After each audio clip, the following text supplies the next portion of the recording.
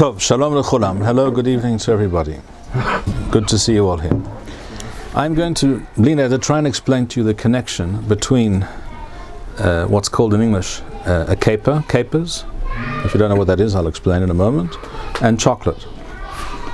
What possible connection could there be between capers and chocolate? The question really is, what beracha should one make on chocolate? Most people, the widespread minhag is to say she'akol, which is always a possibility, but the avad one is always yotzei the hova if one says she'akol on any food. So saying she'akol is a possibility. But is that l'chatchila the correct beracha? That's an interesting topic. And it also has ramifications for other foods. But let's talk about chocolate right now. So I will explain to you, first of all, what I think the beracha should be, and then why I think so. I say on chocolate, I say the beracha borei peri ha'adama. Okay? There are three possibilities: she'akol, borei peri ha'adama, and borei peri ha'es. Why? I'll explain. Who knows where chocolate comes from? How is chocolate made? From what is it made? Anyone know? Cocoa bean. Cocoa beans. Where do cocoa beans come from? Where do they grow? Trees. On a tree. So therefore the cocoa bean is borei peri ha'etz, you would think? Maybe it is, although I tend to think it's not, and I'll explain why. But in theory, at least, if it's borei peri ha'etz, then the next question is, so chocolate which is made from cocoa beans, should that also be borei peri ha'etz, or perhaps should it be something else because it's no longer in the form of a bean? It doesn't look like a cocoa bean, it doesn't look like something that you would know. If you didn't know, you wouldn't associate it with a tree or with a cocoa bean. So those are the questions that we have to deal with. To understand this topic a little bit better, we have to talk about capers. Now, I don't know if all of you are familiar with capers, what's called in English a caper bush, and this is a diagram of it, for those who are able, first of all, for the camera, and over here. And it's a very common bush, or actually it's considered a tree. It's a small tree. It's a very thorny, extremely thorny, and not usually very high, but very, very strong mini tree, shall we say, which can grow in almost any conditions, in almost any position. It can grow out of a stone, basically. Quite literally, they grow out of the kotel. You can see them growing out of the kotel, right? Now, what do you have on a caper bush, apart from the thorns? You have the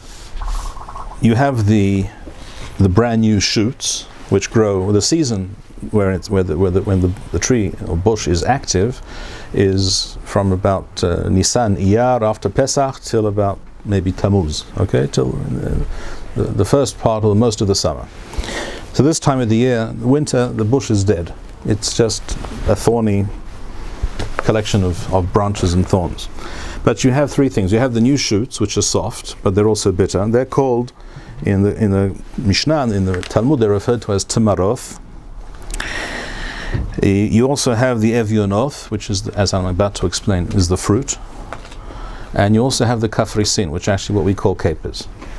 The word kafrisin is the term that our forefathers used to refer to what was referred to based on the Greek term kaparis. Now, again, back to the diagram. You have this thing at the bottom is the fruit. In Hebrew, in the Mishnah, in the Talmud, this is referred to as the evyonah, the evyonoth. And this is a flower, which is the unopened flower. That's the bud of the flower. That's the kafrisin, the kafras. And this is the opened flower. Okay? Yeah, and these flowers, during the active season, you have new flowers every day. They last about a day, maybe 2 days, and it withers. So you have these buds, which are the kafrisin, and they open up, and you have a beautiful flower, very colorful flower, in the center of which you have a small stem, at the end of which is a small bud or nodule. All right, a very small little thing, tiny little thing. The flower withers, and what's left is this little stem with this bud at the end. and that eventually becomes the fruit, the evyonah, the evyonoth. I doubt that anyone here has eaten an evyon. You have. They sometimes sold in the jar, marinated too. The kafrisin or the evyonoth? The fruit? The berries. Really? Caper berries. I had bought it. You're not talking about the kafrisin, the unopened flower bud. What you put in the salad, it's also The actual, it looks like a small mini cucumber. It looks like a mini cucumber, or a sort of a green elongated date. Rambam describes it as a green elongated date. So. That you've seen them. Where have you seen that? In the States. In the United States. That's interesting. Yes, well, only pickled. You couldn't possibly eat them unpickled. It's like an olive. Yeah. It's like an olive. You cannot eat an unpickled olive. It's actually not even. It's not healthy even, and it's impossible. It's terribly bitter. The same is true of all these things. They buy them as they are in their natural raw state. You cannot eat them. I've never seen the evyonoth, the fruit, pickled or otherwise, in Israel. You say you have in the United States. That's interesting. Not capers, the fruit, which is this thing here. Not this is the caper. This is the fruit. I have tried harvesting these evyonoth, and I've pickled them at home and tried eating them, and I found them really not worth the effort. Or else they're not good. Yeah. Right. They're not. Interesting. They're not tasty, and they're full of seeds. No, they're full of seeds, and it's crunchy, it's hard, it's not pleasant to eat, and doesn't have a very interesting, tasty flavor to it. Frankly, I do not see why anyone would bother eating it or pickling it, and maybe that's why I've never seen it pickled or sold. I've only seen capers, which are the unopened buds of the flowers, which are also pickled.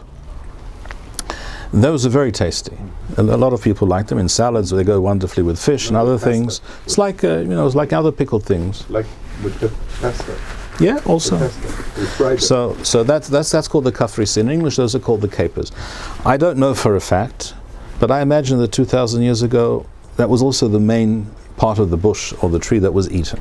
The kafrisin, the capers, and not the fruit, because the fruit seems to me really not worth the bother. It's not even tasty.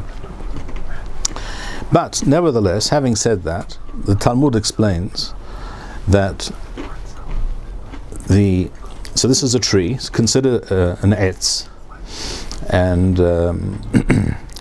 the fruit, the evyonoth, these little things over here, which they actually grow to be about that big and something like that, the biggest ones. So they're like small cucumbers, really. They look like something like that. I have a picture here. Yes, okay, that's good. Yeah, anyone can look it up on your phone. Whilst we're on your phone, your computer, you can look it up on Wikipedia. You'll see, or wherever you can find pictures. So that's the fruit. That's considered the fruit. And the beracha on that is borei peri ha'etz. It's the fruit of a tree. If you like it, go ahead, eat it. That's the fruit. Whereas the Talmud states that the kafrisin, the unopened bud of the flower, which is also tasty, in fact much tastier and more edible when you pickle it, that is borei peri ha'adama, because it's not the fruit. It comes from a tree and it grows from the ground, but it's not the fruit of that tree. It's not the main part of the tree that's considered the fruit, even though maybe that's the main thing that people want to eat, but it's not the fruit. So the beracha is borei peri adama. That is not up for discussion. That's in the Gemara. That's in the Talmud. It's in all the Posukim. Okay, it's in the Rif and the Rambam and the Rosh and the Shulchan Aruch. Wherever you look, it's clear. It's plain. Now, what has all this got to do with cocoa beans? Cocoa beans, again, I don't have a picture of a cocoa bean here, but if you look on your phone, you might be able to find such a thing. I know I looked in Wikipedia today. If you go into Wikipedia, you can see some photographs. They're large. Right? Let me see, cocoa. If you look up cocoa,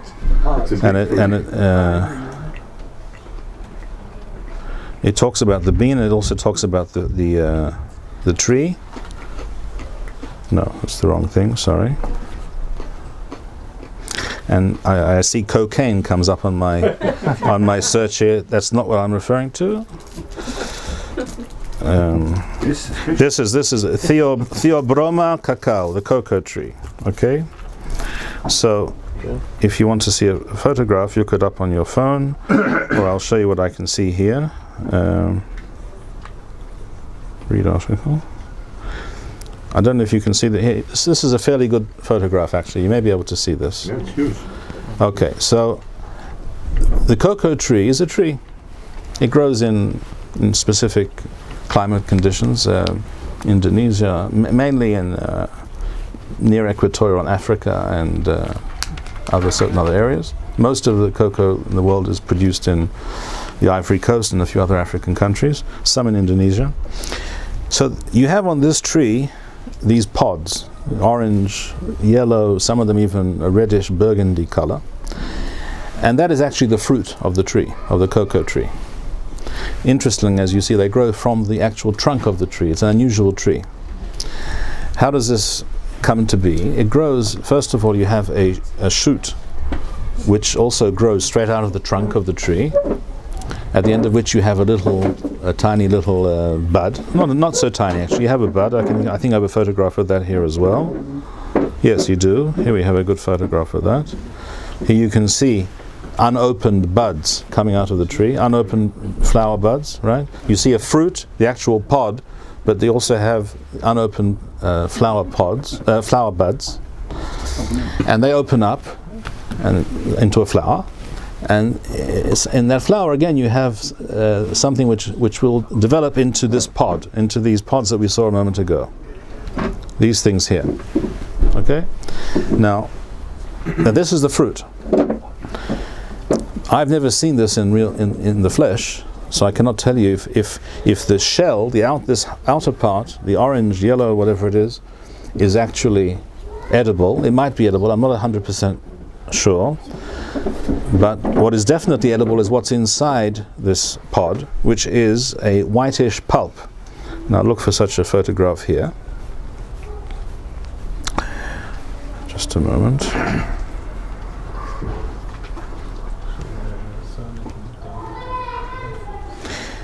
Okay, so this is one of those pods cut in half. Okay? And inside the pod you can see there's this whitish pulp, which is actually the fruit, which is entirely edible. And in the center of each of these segments of the pulp is the seed, which is the cocoa bean. Coffee is also similar, but it's another story. Coffee is another time. The cocoa seed or bean is inside this white pulp, so you actually have to separate it from the pulp, and then it goes through a process of fermentation and separation from the pulp and fermentation, and then it's washed, and then it's dried, and then eventually you end up with the seed dried, and then you can grind it up into nibs, which are small pieces of the cocoa bean, or you can grind it into a powder, etc., and then you make it into cocoa powder, into chocolate paste, into whatever you like. So, what bracha should be made on the fruit of the cocoa tree, the white pulp, shall we say, which is definitely edible. In some places they ferment it and they turn it into a kind of liqueur, an alcoholic drink, like any other fruit. You could do that also. That would be borei pri ha'es, clearly. Why not? Whereas the seed is not the fruit. If you take those cocoa beans or seeds and you plant them in the ground, you get a cocoa tree. That is not the fruit, but it's edible, and in fact it's the thing that we're most interested in from this tree, and that, it seems to me, should be borei pri adama, just like the salaf, just like the caper. In Hebrew the caper is called the salaf, the bush, the tree. So the thing that we're interested in might be the capers, but they're not the fruit, so we say borei pri adama on that caper, even though that's the main purpose and the main reason people would cultivate such a tree today, or pick things from it. But the fruit is the evion, as we described. The same thing is true with the cocoa tree. The fruit is that pod, or what's inside that pod, that white pulp. But inside that white pulp are the seeds, which are the cocoa beans. That's not the fruit, but that's what we're actually interested in. It seems to me therefore obvious, just analogous to the salaf, the caper bush, we should be saying borei pri adama on the seed, on that which comes from the seed, and not borei pri ha'es, and also not shehakol, unless you want to talk about unless we want to relate to the fact that this it's ground up and it's changed its shape, etc. But wouldn't it be different because the seed is actually part of the fruit as opposed to the bud. You're saying it's separate from the fruit. It's a different. It's inside the fruit, but it's also quite separate. It's easily separated from. You open up you open up that white mushy pulp, and that's where the seed is. It's not part of the fruit, but it's inside the fruit. That's true. You're saying there might be a difference because the caper bush is the bud is the bud is an earlier stage of what becomes the fruit eventually. Because if that flower opens up and that central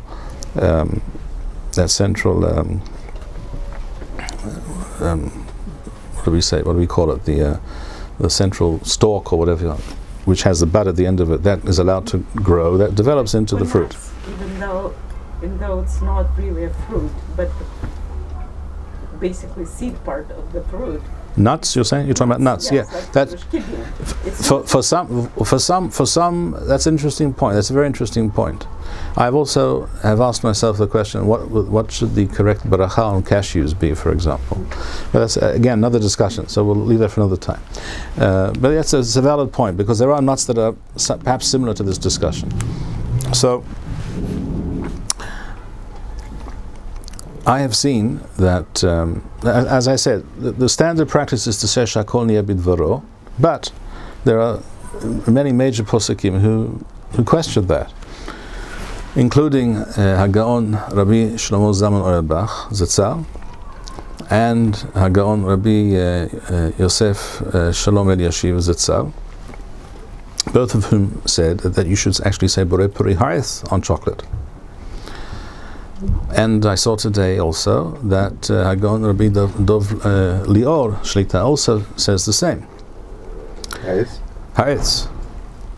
But I suspect that they were not entirely familiar with the way in which this plant, which this fruit, this pod and the seeds, etc., how it grows. They just talk about it as the seed grows on a tree and therefore it's ha'etz. But it seems to me that it's not the fruit. It should be like the salaf. It grows on a tree, but it's not the fruit of the tree. It's another part of the tree which we wish to eat.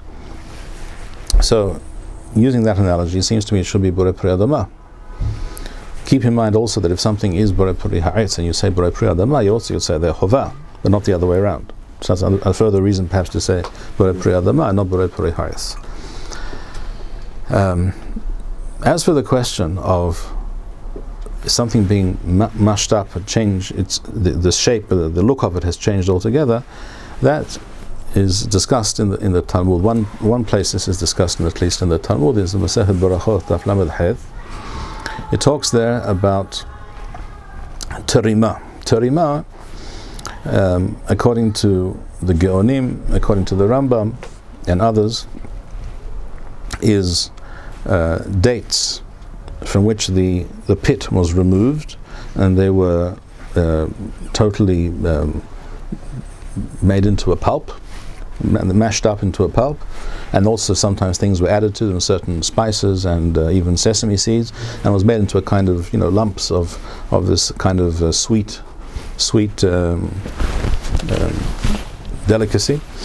And the Aruch, according to the Gemara, you say borei puri ha'etz on terima, and Rambam explains that this is these are dates that were ground up and made into mashed up, and but the seeds were removed, so you don't see the actual dates any longer. You can recognize it perhaps as it comes from a date, but it doesn't look like a date. It's just a pulp, a mass.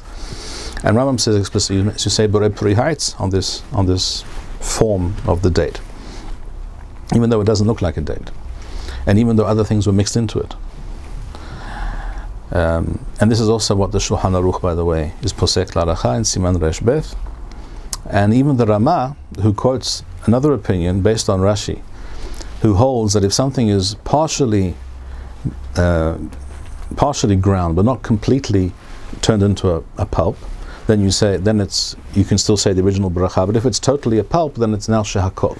That's what Rashi says. The Rama quotes this opinion, but then he goes on to say, but I think the truth is that it should be borei puri ha'etz.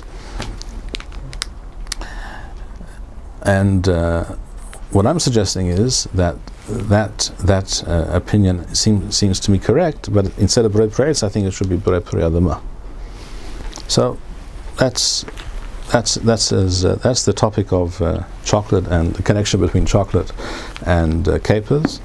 It seems to me that not all the poskim who looked into this, perhaps they were not fully familiar with the reality of the cocoa tree. Maybe I'm mistaken. I hope I'm not mistaken. That they perhaps they knew this and they're aware of this fact. But the fact that not one of them talks about this suggests to me that perhaps they were not fully aware of how it works. Maybe they thought it was literally the fruit of the tree, or should be considered part of the fruit of the tree. Where to my mind, it's not clear to me it should be considered part of the fruit of the tree, but rather a part of the tree that is edible. And that's why it seems to me logical that we should make the Beracha Borei Peri Adama. Thank you, Rabbi Bar-Hayim.